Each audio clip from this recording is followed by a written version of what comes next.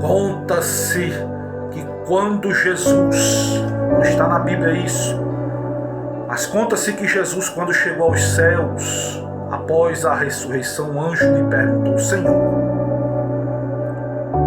tu completaste a tua obra na terra, morrendo na cruz, ressuscitando dentre os mortos, mas quem vai contar essa boa notícia para o mundo? E Jesus então respondeu: eu deixei na terra 12 homens preparados para esta grande tarefa. E o anjo lhe perguntou: mas Senhor, se eles falharem? E Jesus prontamente respondeu: se eles falharem, eu não tenho outro método. O método de Deus para alcançar o mundo com o Evangelho é a igreja. Esconder o Evangelho somente para você é como esconder o antídoto do doente. Devemos passar diante o Evangelho de Cristo. Aleluia. Em quarto lugar, nós vemos que o Evangelho está centrado na pessoa, na obra de Cristo. O Evangelho está centrado na vida, nas obras de Cristo. Deus ungiu a Jesus de Nazaré com o Espírito Santo, com poder, andava fazendo bem, curando a todos. Pregou Pedro. O Evangelho está centrado na morte de Cristo, que é a nossa carta de alforria. Ele morreu como nosso substituto. O Evangelho está centrado na ressurreição. Foi o que Pedro pegou ali naquela casa. Deus ressuscitou Jesus dentre os mortos. Ele não está na tumba. Pedro pregou que o Evangelho está sempre centrado no senhorio de Cristo. Jesus é o Senhor de todos, em Atos 10:36. É o juiz dos vivos e dos mortos, 10:42. Todos comparecerão diante dele para prestar conta. Todo joelho vai se dobrar, toda língua vai confessar que só o Senhor é Deus. O Evangelho oferece a remissão de pecados para todo aquele que nele crê. Em 10:43, a remissão e o perdão dos pecados, a salvação, a vida eterna não são alcançados pelas obras, nem pela religião, mas pela fé em Jesus Cristo. O que nele crê não perece, mas tem a vida eterna. Aleluias. Matthew Henry,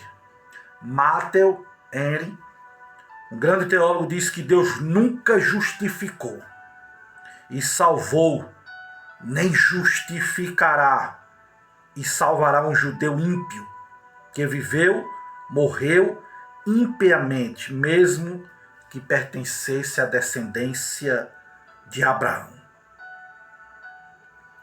e tivesse todos os privilégios e as vantagens pertinentes à circuncisão. A Bíblia diz que Deus retribuirá indignação e ira, tribulação e angústia sobre toda alma que faz o mal.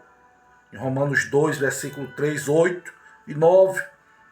Deus nunca, do mesmo modo, Deus nunca vai rejeitar, vai recusar um gentio justo, que mesmo não tendo os privilégios, as vantagens de que os judeus se dispõem, como Cornélio, teme a Deus, o adora, faz o que é justo, Deus nunca vai rejeitar, não. Deus julga os homens pelo coração, não é pela sua nacionalidade, pela sua descendência, não.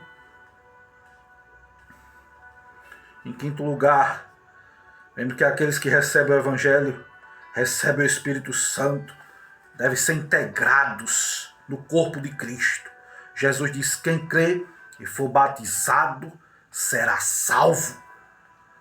Cornélio, encerrando, e toda a sua casa foram convertidos, batizados com o Espírito Santo. Receberam também o batismo nas águas, é importante. Um teólogo destaca a liberdade de ação da parte de Deus com respeito a esse magnífico assunto. nos dias de Pentecoste, a conversão e o batismo foram conduzidos diretamente pelo Espírito Santo. Capítulo 2 de Atos. Capítulo 8 de Atos. Em Samaria, a conversão e o batismo ainda não traz o Espírito Santo. Ele foi dado pela imposição das mãos dos apóstolos, mas aqui na casa de Cornélio, no capítulo 10, Deus concede o Espírito Santo mediante manifestação de poder, antes mesmo do batismo e sem uma conversão ainda expressa. Que coisa gloriosa! E a pergunta que fica é: e você? Já creu em Jesus? Já recebeu o Espírito Santo?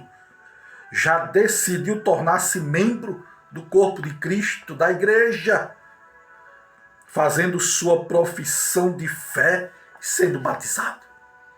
Vá a uma igreja, entrega os teus caminhos para o Senhor e Ele vai fazer maravilhas na tua vida.